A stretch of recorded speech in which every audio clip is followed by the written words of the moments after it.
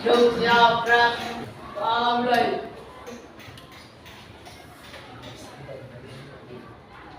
Baik.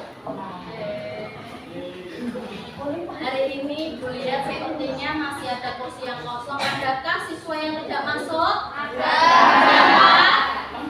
Adinata kenapa? Sakit. Kemudian selain Adinata ada lagi tidak? Vicky Adrian keterangannya? Sakit juga. Berarti dua yang sakit ya. Ada Adinata dan juga Adrian Vicky. Kita doakan semoga lekas sembuh dan besok bisa masuk sekolah dan mengikuti kegiatan. Sebelum memulai pelajaran, Ibu minta kalian untuk mengecek sekitar kalian. Adakah sampah di sekitar kalian? Ada.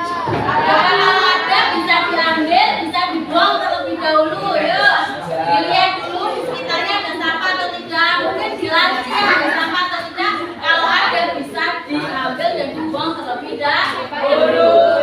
Untuk penyemanan pada pagi hari ini, seperti biasa kita yel-yel terlebih dahulu yang hari ini akan dipimpin oleh siapa? Saya Ramsu. Yang akan dipimpin oleh Yusria. Silakan Yusria. Enggak berdiri. Aku cinta. Aku bangga. Bahasa Indonesia. Bahasa Indonesia. Luar biasa. Ya. Oke, silakan dipersiapkan dulu bukunya, dikeluarkan buku paket, buku modul, kemudian buku tulis. Hari ini kita akan belajar topik yang baru. Kalau kemarin kita sudah belajar terkait data angka dan tidak angka, kalau hari ini kita akan belajar tentang struktur tes laporan hasil observasi. Bisa dilihat ya yang ada di papan, PPT-nya bisa terlihat. Nah, kemudian hari ini yang pertama nanti disampaikan adalah tujuan pembelajaran pada hari ini. Kemudian profil pelajar Pancasila apa saja yang akan kita dapat pada pertemuan kali ini. Kemudian materi, latihan dan juga ada kuis di awal dan juga di akhir ya. Nah, tujuan pembelajaran pada pagi hari ini adalah peserta didik jadi kalian mampu mengidentifikasi struktur teks laporan hasil observasi yang diperoleh berdasarkan diskusi kelompok. Kemudian ada profil pelajar Pancasila yang akan kita dapat ada 3. Yang pertama yaitu bergotong royong.